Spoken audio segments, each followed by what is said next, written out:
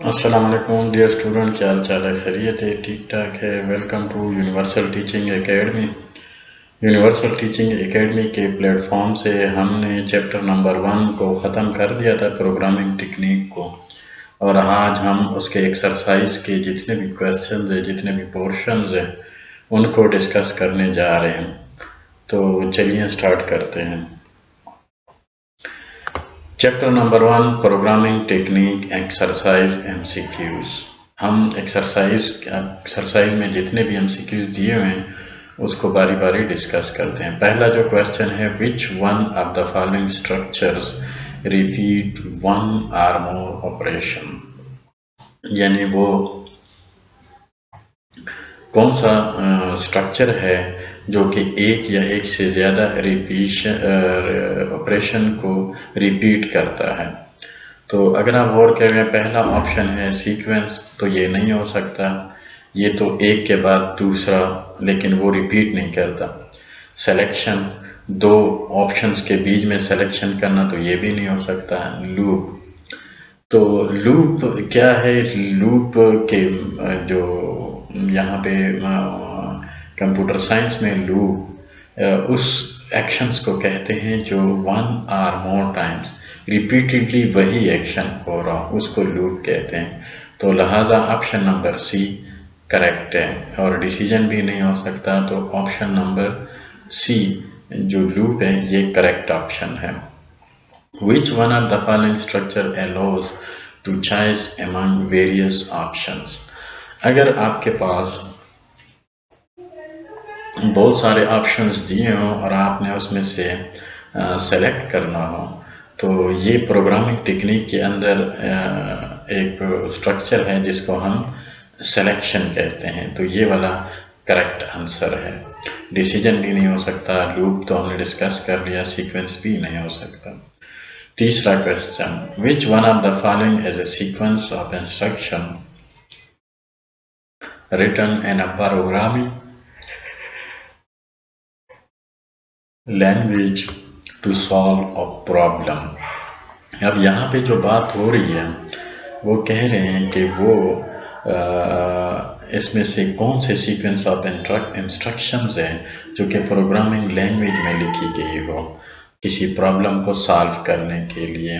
تو ہم نے پروگرام کے ڈیفینیشن میں بھی پڑھ لیا تھا کہ پروگرامنگ لینگویج میں جب ہم کوئی پروگرام لکھتے ہیں تو وہ کیا ہوتا ہے؟ وہ کمپیوٹر پروگرام ہوتا ہے، وہ سیٹس آف انسٹرکشن جو پروگرامنگ لینگویج میں لکھی جائے اس کو ہم پروگرام کہتے ہیں۔ تو لہٰذا پروگرام کا جو آپشن ہے یہ کریکٹ ہے۔ الگوریدم بھی نہیں ہو سکتا، فلو چارٹ بھی نہیں ہو سکتا، اور پرابلم انالیسس بھی نہیں ہو سکتا، تو کریکٹ آپشن کیا ہے؟ یہ پروگرام ہے۔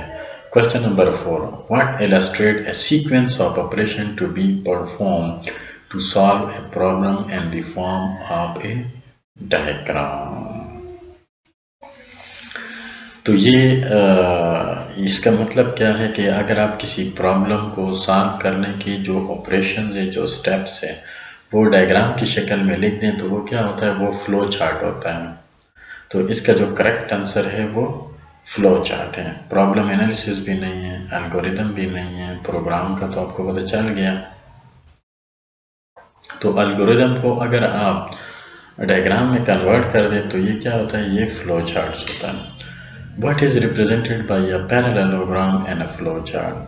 فلو چارٹ میں وہ کون سا، یعنی پیرالوگرام کس چیز کو، کون سی آپریشن کو ڈینوٹ کرتا ہے؟ تو وہ کیا ہے؟ وہ ان پٹ اور آؤٹ پٹ۔ تو آپ باقی جو اس کے آپشن ہے اس پہ بھی غور کر سکتے ہیں۔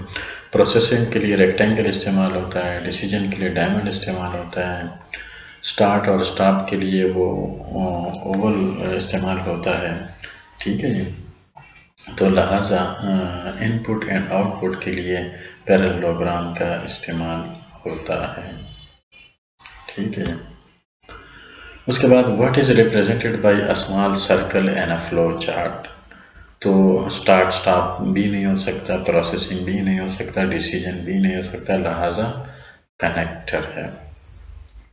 Which symbol is used for decision in a flow chart؟ تو اس کا جو آنسر بنتا ہے وہ ہے ڈائمنڈ. ڈائمنڈ وہ سمبل ہے جو کہ ہم ڈیسیجن کے لیے استعمال کرتے ہیں. Which symbol is used for processing in a flow chart.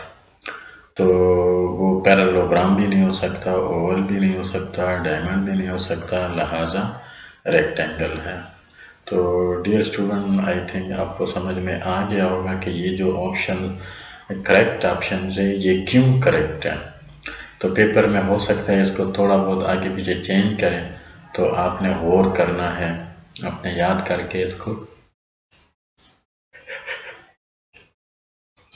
اچھی طرح ذہن میں بٹا لینا ہے، اور پھر باقی آپشنز پہ بھی غور کرنا ہے جو کہ غلط ہے ان کے اوپر بھی غور کرنا ہے، اور یہ دیکھنا ہے کہ یہ کیوں کریکٹ ہے. ٹھیک ہے. تو ڈیئر اسٹوڈنٹ، اگلے لیکچر میں انشاءاللہ شارٹ کویسچن کے ساتھ حاضر ہوں گے.